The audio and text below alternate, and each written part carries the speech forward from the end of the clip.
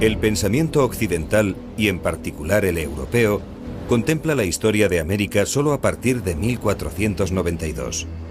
Pero la ocupación española representa el 1% de la historia de este continente. Aproximadamente 50.000 años antes, migraciones de miles de asiáticos cruzaron el puente de hielo que entonces era el Estrecho de Bering. Cientos de lenguas documentadas prueban la existencia de numerosas comunidades dispersas a lo largo de la geografía americana. La relación de aldeas y pueblos ofrece una taxonomía completa, desde nómadas y cazadores hasta auténticos imperios basados en la conquista, como el maya, cuyo esplendor dura entre los siglos IV y X de nuestra era. De la desintegración del imperio maya surge el imperio azteca, cuyo poder está vigente cuando llegan los españoles.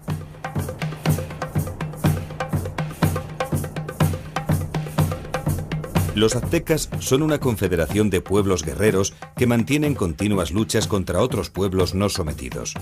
Algunos prisioneros de cada bando son sacrificados a los dioses. Al frente de los aztecas están los mexicas, ocupantes del actual México, y cuya capital, Tenochtitlán, es un impresionante centro administrativo. En los Andes centrales se establece el Imperio Inca, gobernado por un soberano deificado con una religión y un idioma oficial, el quechua. Para la mayoría de la población americana, la llegada de los españoles solo significa cambiar de dominador.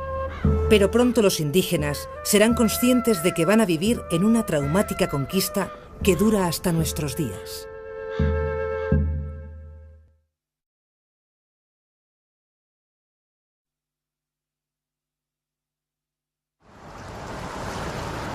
Una generación de marinos andaluces, cántabros y vascos prepara el camino de la expansión atlántica de los conquistadores.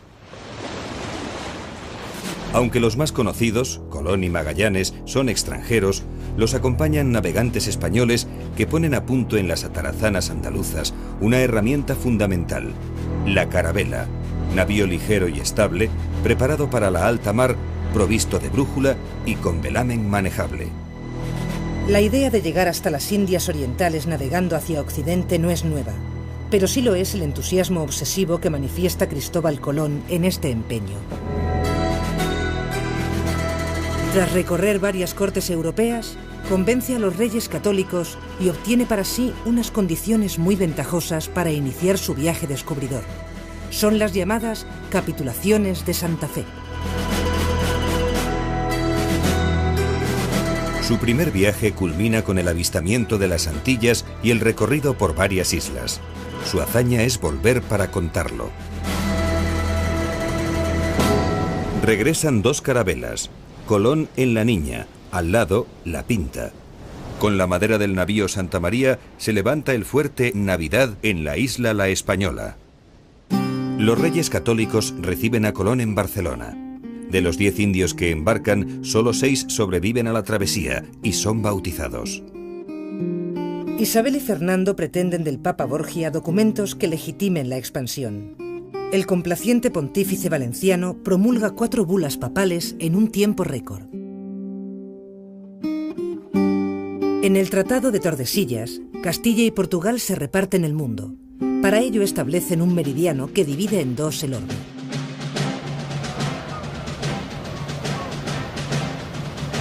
Colón realiza 3 viajes más en los que padece motines y sublevaciones. Como gobernador de las nuevas tierras descubiertas, tiene que hacer frente a las disidencias entre los colonizadores establecidos en las Antillas. Su deterioro va en aumento. Mejor navegante que gobernador, muere en Valladolid reclamando sus derechos sobre las nuevas tierras ante la corona. Isabel muere sin saber si lo que se ha descubierto ahí son unas islas perdidas, como podía ser Canarias, en fin, con una gran importancia, porque son las anteislas, las que están delante de Asia, Antillas, eso es lo que significa.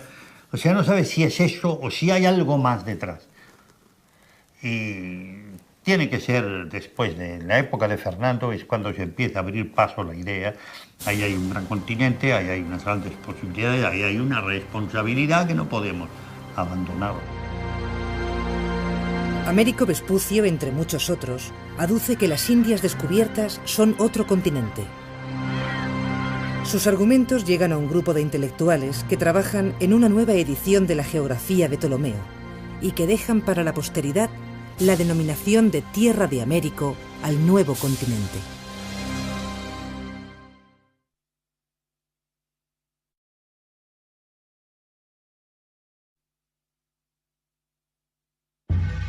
Aunque la búsqueda de oro y territorios mueve a los primeros exploradores, también se dejan llevar por leyendas que circulan en torno a maravillosos y opulentos imperios como El Dorado y Zipango. Un título de nobleza acompañado de una concesión de tierras en señorío es la aspiración máxima que los conquistadores pueden soñar. Segundones e hidalgos son un grupo más culto que la media de los españoles, y el nivel de alfabetización entre ellos es alto. Eran estos hijos segundones que habían sido empujados en la península ibérica y lo que quieren es conquistar con la espada lo que en España las leyes de herencia le negaban. Sus compañeras de placer son las indias, a las que se entregan sin restricciones. Compañeras exentas de los tabúes sexuales vigentes en la cristiandad europea. Los perfiles de Cortés y Pizarro, los conquistadores más conocidos, son paradigmáticos de lo que ocurre en América durante el siglo XVI. Hernán Cortés, noble extremeño, es obsequiado con Malinche, una esclava perteneciente a una familia noble mexicana, que es bautizada con el nombre de Doña Marina. Intérprete, concubina oficial y madre de su hijo, simboliza la vinculación de la nobleza indígena a la causa de los conquistadores y el inicio del fenómeno del mestizaje. Cuando el emperador azteca Moctezuma se entera de la llegada de hombres blancos, cree que se trata de dioses y les envía regalos y oro, estimulando así la codicia de Cortés. No podían entender cómo les mandaban a un embajador, a uno de sus mejores embajadores, a un noble. Moctezuma le manda a Cortés y Cortés le corta las manos y lo envía desangrándose de nuevo para demostrar que para él no tiene ningún valor ese embajador. Cortés y sus hombres se adentran en el país valiéndose del apoyo de pueblos sometidos por los aztecas y llegan hasta la capital, donde Moctezuma los recibe con estas palabras. Señor nuestro, te has fatigado, te has dado cansancio. Ya a la tierra tú has llegado. Has arribado a tu ciudad, México. Aquí has venido a sentarte en tu solio, en tu trono.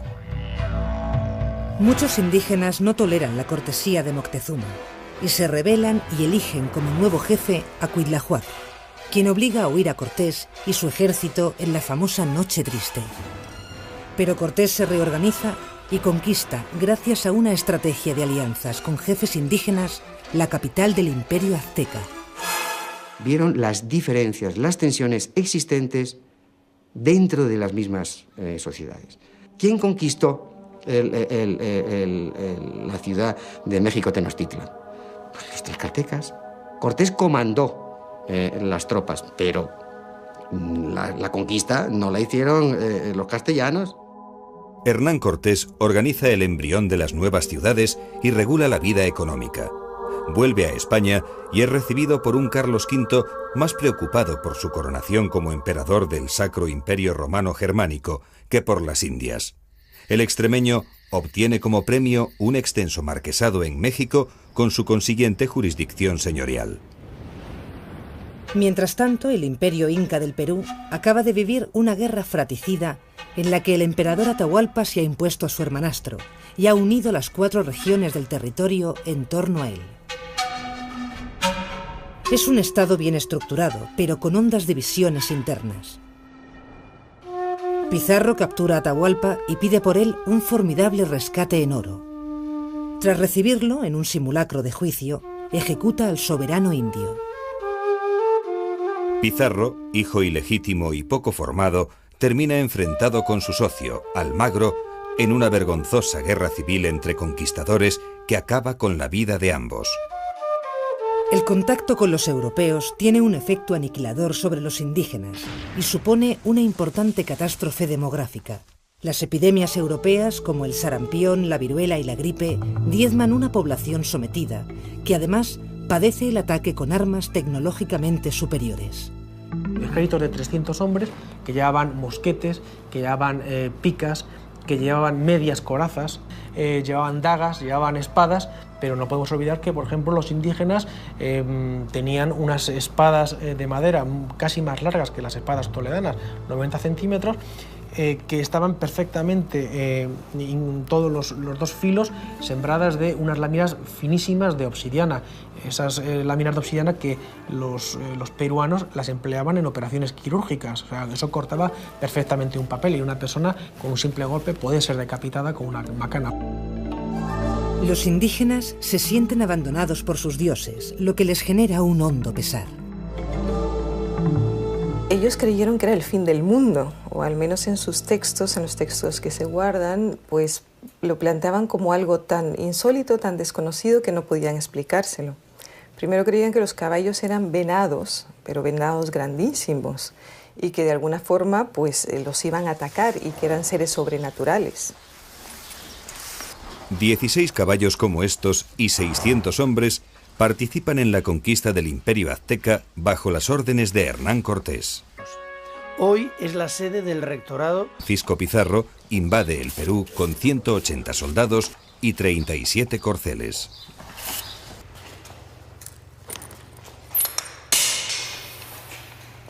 Los caballos, junto con los enormes perros de presa y las armas de fuego, son un elemento militar esencial para imponerse a los indígenas. De alguna forma, son el equivalente a los tanques del siglo XX.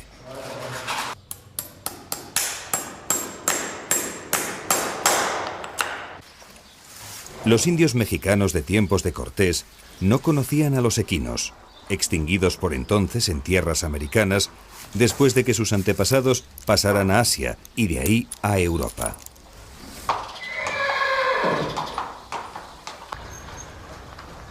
Aparte de sorprender y aterrar a los indígenas, la caballería sirve a los españoles para explorar América en cabalgadas de miles de kilómetros durante meses.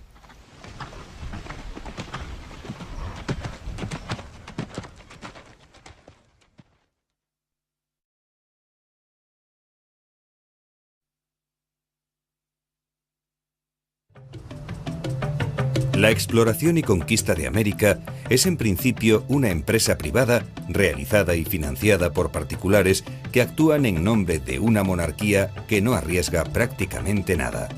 Se limita a conceder capitulaciones que son contratos entre la corona y el conquistador por los que se autoriza a partir hacia nuevos territorios. Los conquistadores españoles solo se preocupan del botín y la fama que se desprenda de sus aventuras. Pero pronto se pone en marcha toda la maquinaria burocrática de la corona. La casa de contratación funciona en Sevilla, desde donde se centralizan todas las relaciones, tanto mercantiles y aduaneras, la emigración de colonos y la formación de pilotos. Paulatinamente, Carlos V asume de forma directa el realengo de las tierras conquistadas. La expresión de la nueva tendencia es la creación del Consejo de Indias, un organismo especializado en la dirección de los asuntos americanos que vigila celosamente los intereses del monarca. Los primeros viajes comerciales se realizan en rápidas naves, pero pronto se prohíbe viajar en solitario. Los galeones se unen en convoys que parten 2 veces al año. Nace gradualmente la carrera de Indias, para defenderse de los ataques de piratas y corsarios. El recorrido, por ejemplo, de regreso desde México, el galeón que iba de México a Manila, durante muchísimos años fue un secreto mantenido, cómo volvían los galeones españoles con el recorrido por México, por las corrientes frías calientes de Oyosibo, Kurosibo, por Alaska y descendían hacia el sur. Eso lo descubrió el padre Urdaneta, fijándose en los vientos, y de hecho pues los piratas corsarios ingleses holandeses, cuando un barco llegaba de México a Manila, permanecían en las inmediaciones para tratar de localizar, a ver cómo volvían esos barcos. Salían con mucho sigilo, se movían y cuando veían que nadie les seguía, dirección norte, dirección Japón y regreso. Aunque no igualan a los ingleses, los españoles demuestran ser marineros capaces y experimentados y se defienden de huracanes y tormentas. Durante la colonización española existe un concepto básico vigente desde el primer momento. Los indios no son extranjeros ni enemigos de la corona, son vasallos. Para la reorganización de la vida indígena es fundamental la aportación de la nobleza indígena y de la Iglesia. La unidad administrativa y política superior en América es el virreinato. Los cargos políticos descansan en manos castellanas. La corona no permite el acceso de indios ni de mestizos.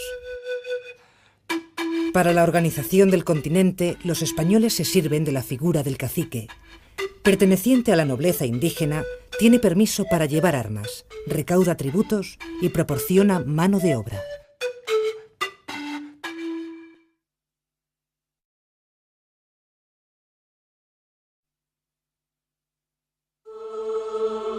Un proceso de rapidez similar al de la conquista hace que en 1550 ya existan en América más de 20 obispados. Las órdenes religiosas desempeñan un papel fundamental en la Iglesia indiana desde el punto de vista evangelizador y educativo. Fuertemente mediatizada por la corona, la labor misionera la lleva a cabo un clero de procedencia diversa, ya que los reyes católicos autorizan el paso a Indias de religiosos no castellanos. Los primeros en llegar son las órdenes mendicantes. Los franciscanos encuentran un clima espiritual adecuado en aquellos indios que viven mayoritariamente en la pobreza y que con valores distintos a los europeos no codician el oro. Estos indios apenas hallan obstáculos que les impidan ganar el cielo, pues su vida se contenta con muy poco. Se acuestan en su pobre lecho y cuando despiertan ya están listos para servir a Dios. Los primeros en denunciar los malos tratos que sufren los indios son los dominicos, quienes quieren llevar a cabo la tutela de los pueblos conquistados. El misionero realiza una labor casi antropológica con la intención de comprender al indio. Envía el mensaje más adecuado en relación a las conductas que observa en los indígenas. De este contacto surgen las primeras traducciones a los idiomas indígenas. Como consecuencia de la evangelización, se produce una superposición de cultos. Entonces, desde esa perspectiva, cuando llega la imposición de un Dios universalista, que es el único válido para el conjunto de la población, que tiene que ser impuesto frente a los demás y que todos los demás dioses pasan a ser bárbaros, idólatras o tienen que ser, digamos, eliminados del panteón de los dioses, pues evidentemente los indígenas no pueden comprenderlo porque no pueden convivir con otros dioses. Es decir, como ellos también conviven con los dioses de otros grupos étnicos. Y ahí se da un choque profundo, es decir, gracias, digamos, a algunos franciscanos o al mismo Bartolomé de las Casas, pero a algunos franciscanos con Sahagún, se impidió la destrucción total de todos los ídolos, ¿no? En ocasiones, este afán religioso llega más lejos de los dominios españoles. Esta es la explicación a la cantidad de mártires que se cobra la conquista.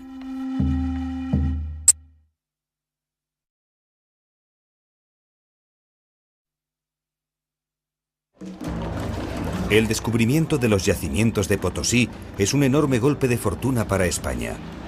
La zona es invadida por hombres, animales y máquinas, y en 30 años ya cuenta con 150.000 habitantes.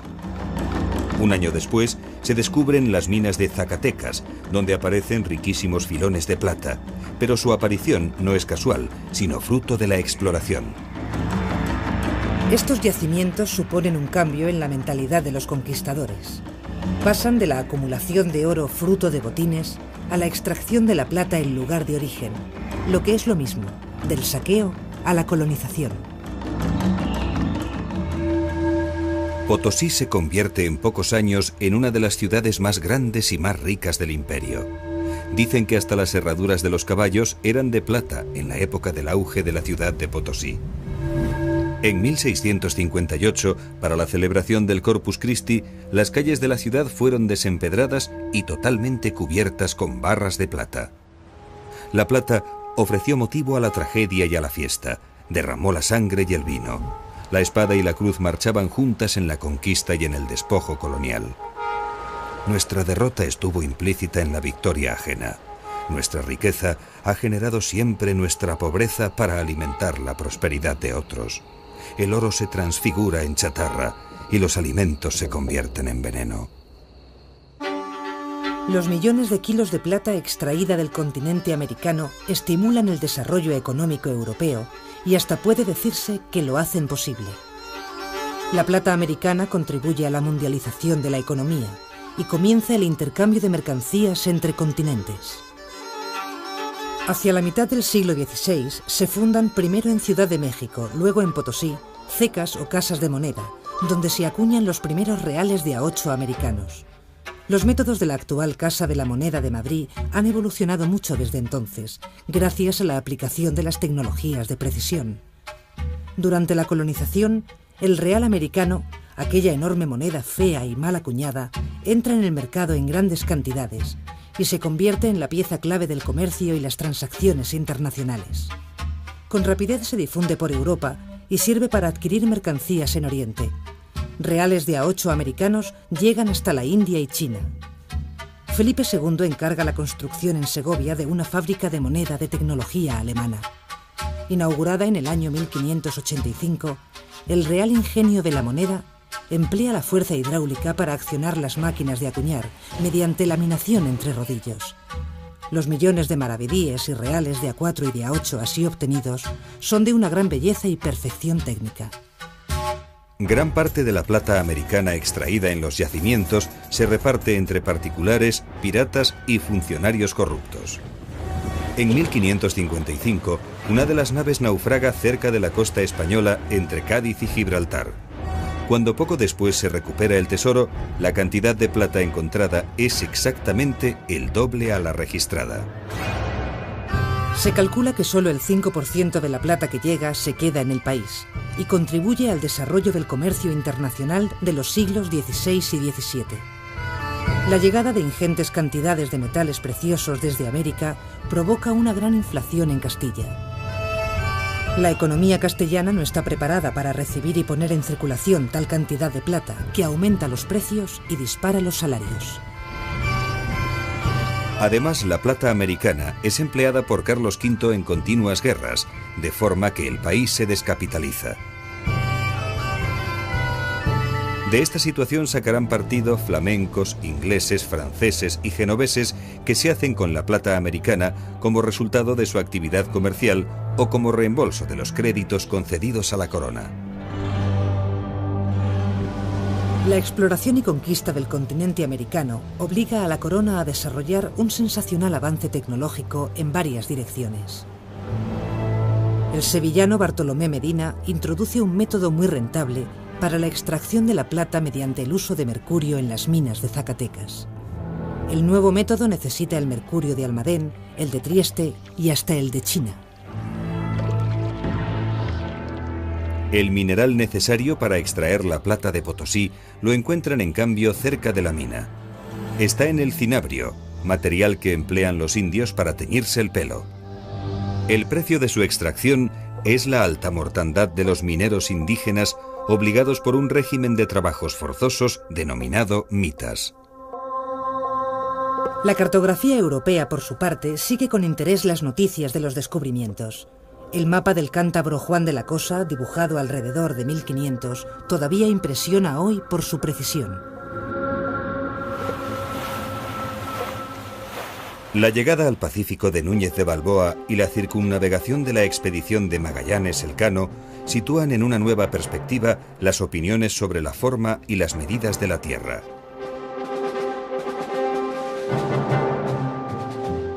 Surgen las llamadas cosmografías, donde se agrupan conocimientos de astronomía, historia y ciencia ilustrados con mapas.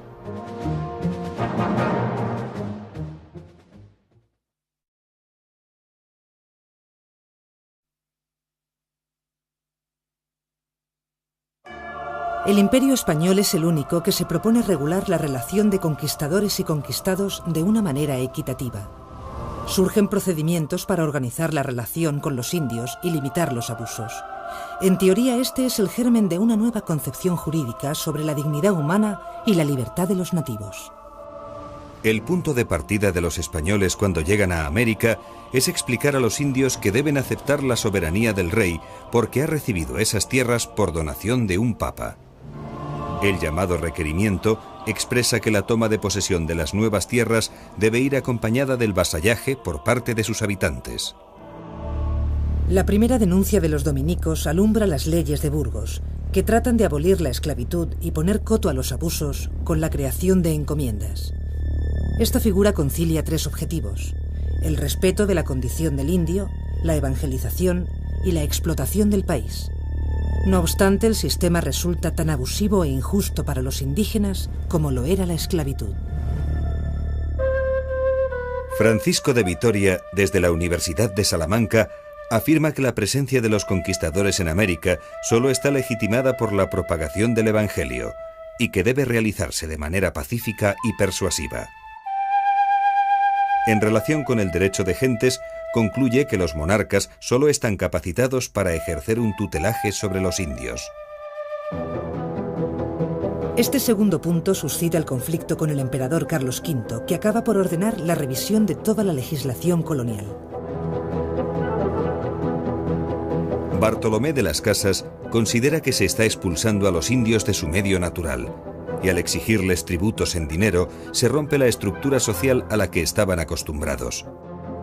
El dinero corrompe a los hombres.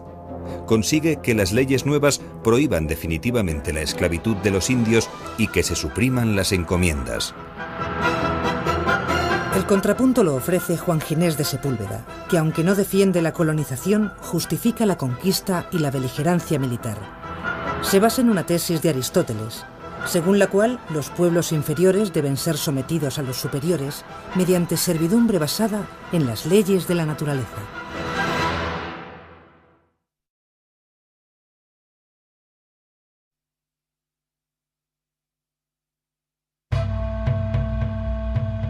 El territorio americano pasa de ser en la mente de los navegantes una extensión geográfica de Asia a configurarse como un nuevo mundo, un continente mestizo de fuertes influencias europeas.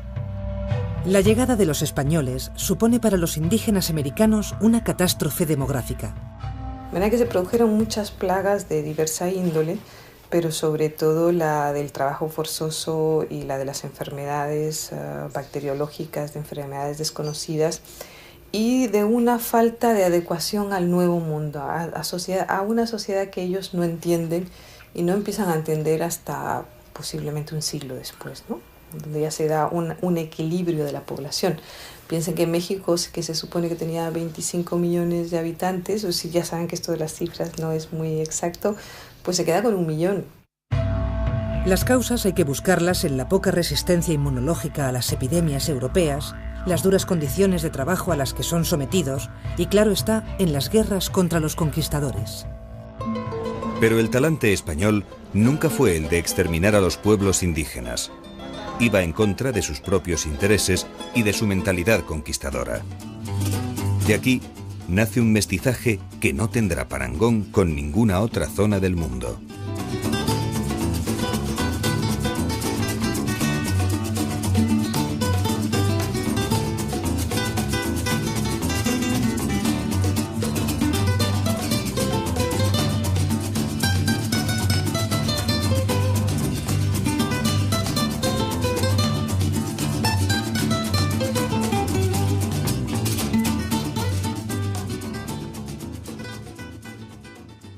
V asume de forma directa el realengo de las tierras conquistadas. La expresión de la nueva tendencia es la creación del Consejo de Indias, un organismo especializado en la dirección de los asuntos americanos que vigila celosamente los intereses del monarca. Los primeros viajes comerciales se realizan en rápidas naves, pero pronto se prohíbe viajar en solitario. Los galeones se unen en convoys que parten 2 veces al año. Nace gradualmente la carrera de Indias, para defenderse de los ataques de piratas y corsarios. El recorrido, por ejemplo, de regreso desde México, el galeón que iba de México a Manila, durante muchísimos años fue un secreto mantenido. Cómo volvían los galeones españoles con el recorrido por México, por las corrientes frías calientes de Oyosibo-Kurosibo, por Alaska y descendían hacia el sur. Eso lo descubrió el padre Urdaneta, fijándose en los vientos, y de hecho pues los piratas corsarios ingleses holandeses, cuando un barco llegaba de México a Manila, permanecían en las inmediaciones para tratar de localizar a ver cómo volvían esos barcos. Salían con mucho sigilo, se movían, y cuando veían que nadie les seguía, dirección norte, dirección Japón y regreso. Aunque no igualan a los ingleses, los españoles demuestran ser marineros capaces y experimentados y se defienden de huracanes y tormentas. Durante la colonización española existe un concepto básico vigente desde el primer momento. Los indios no son extranjeros ni enemigos de la corona, son vasallos. Para la reorganización de la vida indígena es fundamental la aportación de la nobleza indígena y de la Iglesia. La unidad administrativa y política superior en América es el virreinato. Los cargos políticos descansan en manos castellanas. La corona no permite el acceso de indios ni de mestizos. Para la organización del continente, los españoles se sirven de la figura del cacique. Perteneciente a la nobleza indígena, tiene permiso para llevar armas, recauda tributos y proporciona mano de obra.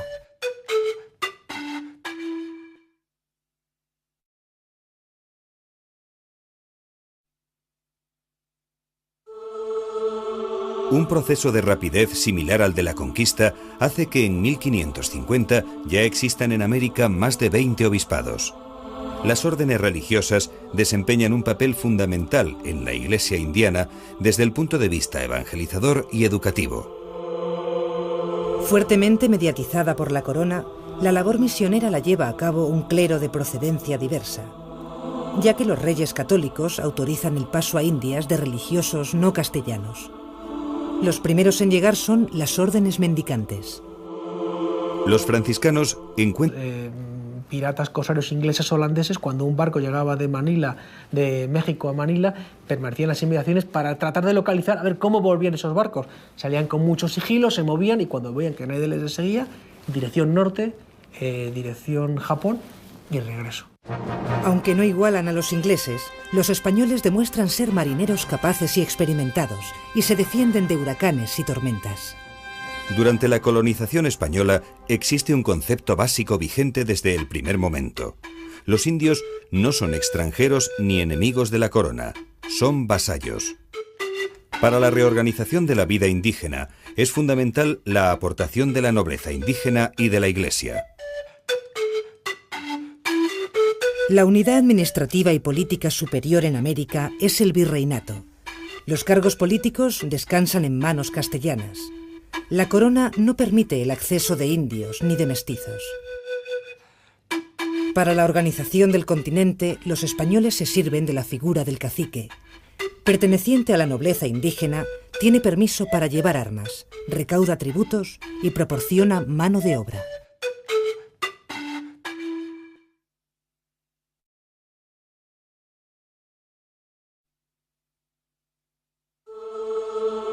Un proceso de rapidez similar al de la conquista hace que en 1550 ya existan en América más de 20 obispados.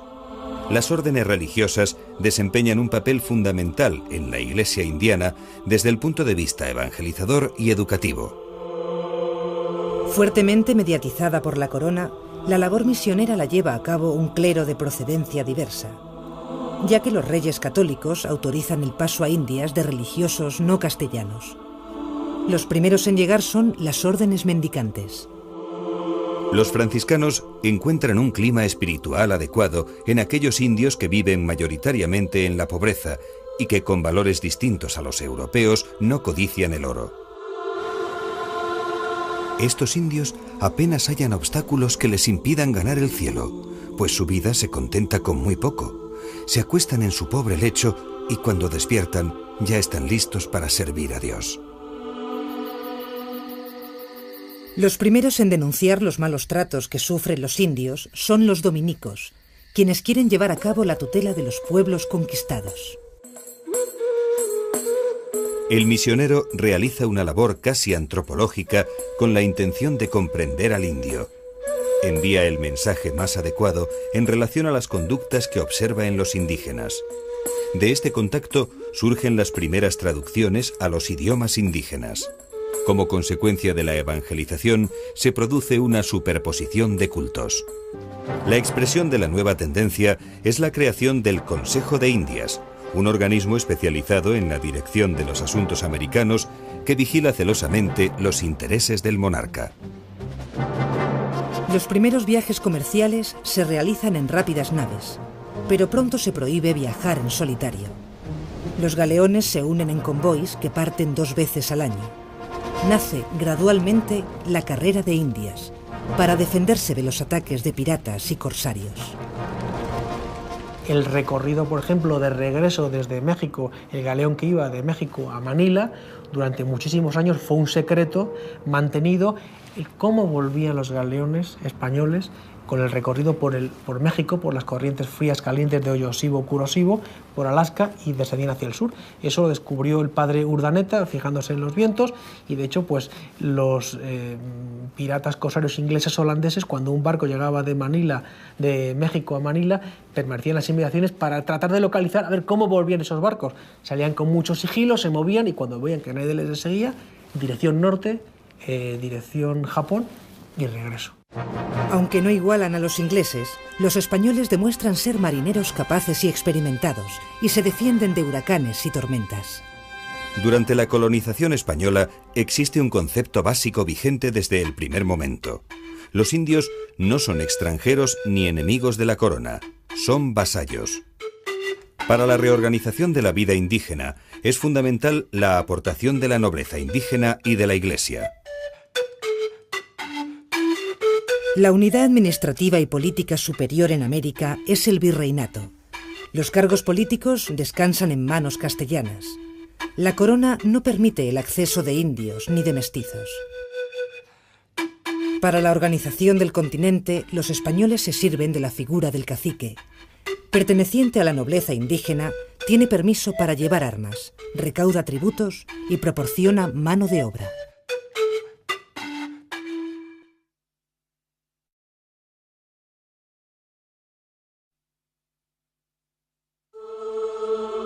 Un proceso de rapidez similar al de la conquista hace que en 1550 ya existan en América más de 20 obispados.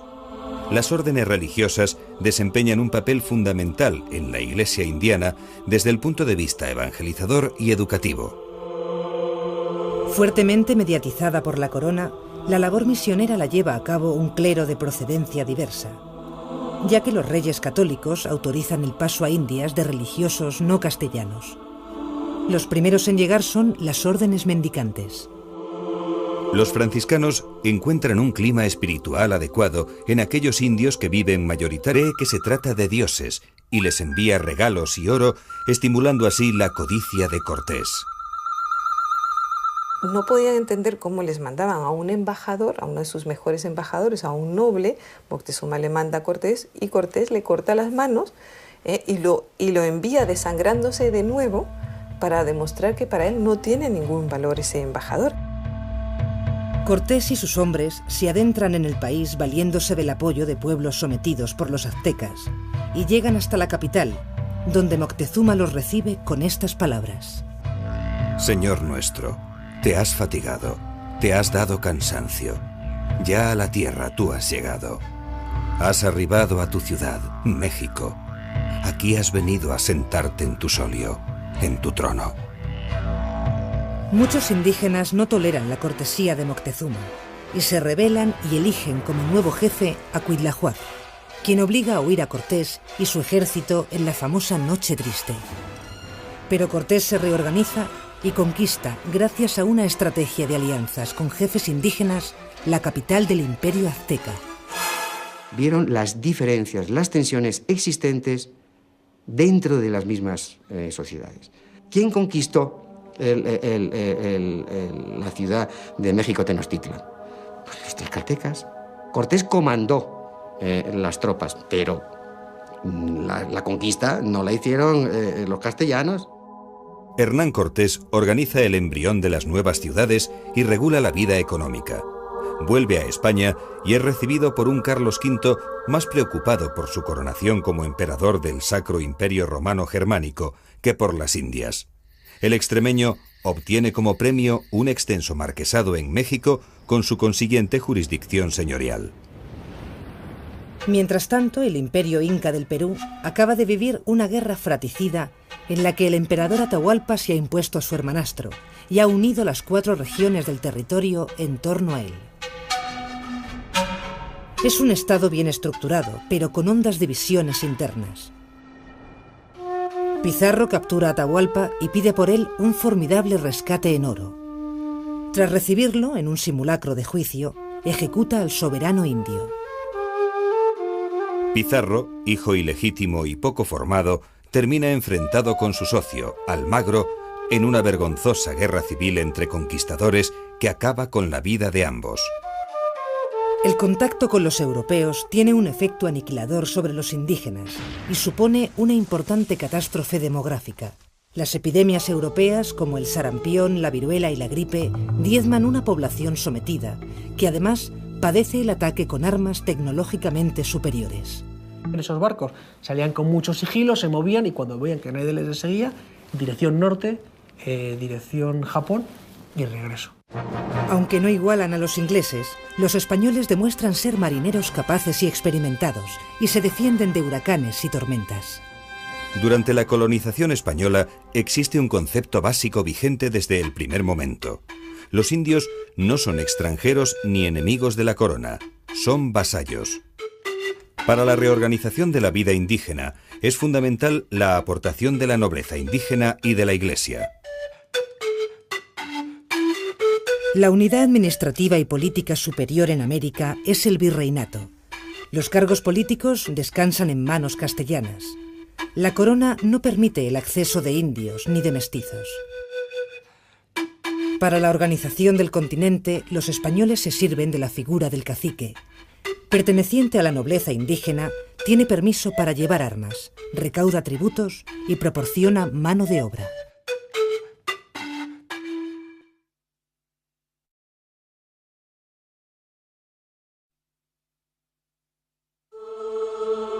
Un proceso de rapidez similar al de la conquista hace que en 1550 ya existan en América más de 20 obispados.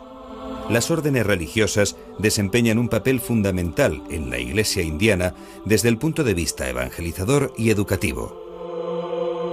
Fuertemente mediatizada por la corona, la labor misionera la lleva a cabo un clero de procedencia diversa, ya que los reyes católicos autorizan el paso a Indias de religiosos no castellanos. Los primeros en llegar son las órdenes mendicantes. Los franciscanos encuentran un clima espiritual adecuado en aquellos indios que viven mayoritariamente en la pobreza y que con valores distintos a los europeos no codician el oro. Estos indios apenas hallan obstáculos que les impidan ganar el cielo, pues su vida se contenta con muy poco. Se acuestan en su pobre lecho y cuando despiertan ya están listos para servir a Dios. Los primeros en denunciar los malos tratos que sufren los indios son los dominicos, quienes quieren llevar a cabo la tutela de los pueblos conquistados. El misionero realiza una labor casi antropológica con la intención de comprender al indio. Envía el mensaje más adecuado en relación a las conductas que observa en los indígenas. De este contacto surgen las primeras traducciones a los idiomas indígenas. Como consecuencia de la evangelización, se produce una superposición de cultos. Entonces, desde esa perspectiva, cuando llega la imposición de un Dios universalista, que es el único válido para el conjunto de la causa de los conquistadores y el inicio del fenómeno del mestizaje. Cuando el emperador azteca Moctezuma se entera de la llegada de hombres blancos, cree que se trata de dioses y les envía regalos y oro, estimulando así la codicia de Cortés. No podían entender cómo les mandaban a un embajador, a uno de sus mejores embajadores, a un noble. Moctezuma le manda a Cortés y Cortés le corta las manos y lo envía desangrándose de nuevo para demostrar que para él no tiene ningún valor ese embajador. Cortés y sus hombres se adentran en el país valiéndose del apoyo de pueblos sometidos por los aztecas y llegan hasta la capital, donde Moctezuma los recibe con estas palabras. Señor nuestro, te has fatigado, te has dado cansancio. Ya a la tierra tú has llegado. Has arribado a tu ciudad, México. Aquí has venido a sentarte en tu solio, en tu trono. Muchos indígenas no toleran la cortesía de Moctezuma y se rebelan y eligen como nuevo jefe a Cuitlahuac, quien obliga a huir a Cortés y su ejército en la famosa Noche Triste. Pero Cortés se reorganiza y conquista, gracias a una estrategia de alianzas con jefes indígenas, la capital del Imperio Azteca. Vieron las diferencias, las tensiones existentes dentro de las mismas sociedades. ¿Quién conquistó la ciudad de México Tenochtitlan? Pues los tlaxcaltecas. Cortés comandó las tropas, pero la conquista no la hicieron los castellanos. Hernán Cortés organiza el embrión de las nuevas ciudades y regula la vida económica. Vuelve a España y es recibido por un Carlos V más preocupado por su coronación como emperador del Sacro Imperio Romano Germánico que por las Indias. El extremeño obtiene como premio un extenso marquesado en México con su consiguiente jurisdicción señorial. Mientras tanto, el Imperio Inca del Perú acaba de vivir una guerra fratricida en la que el emperador Atahualpa se ha impuesto a su hermanastro y ha unido las 4 regiones del territorio en torno a él. Es un estado bien estructurado, pero con hondas divisiones internas. Pizarro captura a Atahualpa y pide por él un formidable rescate en oro. Tras recibirlo, en un simulacro de juicio, ejecuta al soberano indio. Pizarro, hijo ilegítimo y poco formado, termina enfrentado con su socio, Almagro, en una vergonzosa guerra civil entre conquistadores que acaba con la vida de ambos. El contacto con los europeos tiene un efecto aniquilador sobre los indígenas y supone una importante catástrofe demográfica, en la que el emperador Atahualpa se ha impuesto a su hermanastro y ha unido las 4 regiones del territorio en torno a él. Es un estado bien estructurado, pero con hondas divisiones internas. Pizarro captura a Atahualpa y pide por él un formidable rescate en oro. Tras recibirlo, en un simulacro de juicio, ejecuta al soberano indio. Pizarro, hijo ilegítimo y poco formado, termina enfrentado con su socio, Almagro, en una vergonzosa guerra civil entre conquistadores que acaba con la vida de ambos.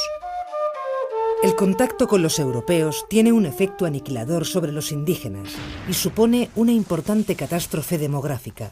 Las epidemias europeas, como el sarampión, la viruela y la gripe, diezman una población sometida, que además padece el ataque con armas tecnológicamente superiores.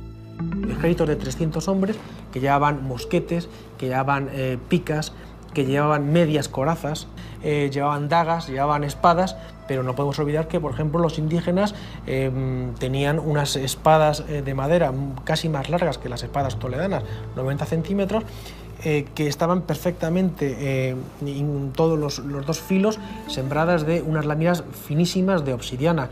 Esas láminas de obsidiana que los peruanos las empleaban en operaciones quirúrgicas. O sea, eso cortaba perfectamente un papel y una persona con un simple golpe puede ser decapitada con una macana. Los indígenas se sienten abandonados por sus dioses, lo que les genera un hondo pesar. Ellos creyeron que era el fin del mundo, o al menos en sus textos, en los textos que se guardan, pues lo planteaban como algo tan insólito, tan desconocido que no podían explicárselo. Primero creían que los caballos eran venados, pero venados grandísimos, y que de alguna forma pues los iban a atacar y que eran seres sobrenaturales.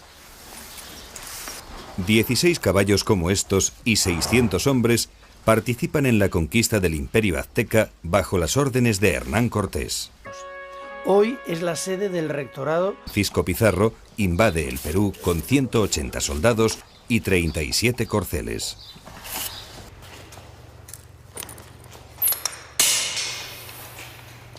Los caballos, junto con los enormes perros de presa y las armas de fuego, son un elemento militar esencial para imponerse a los indígenas.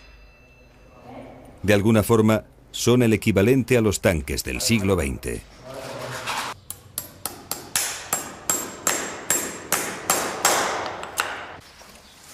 Los indios mexicanos de tiempos de Cortés no conocían a los equinos, extinguidos por entonces en tierras americanas, después de que sus antepasados pasaran a Asia y de ahí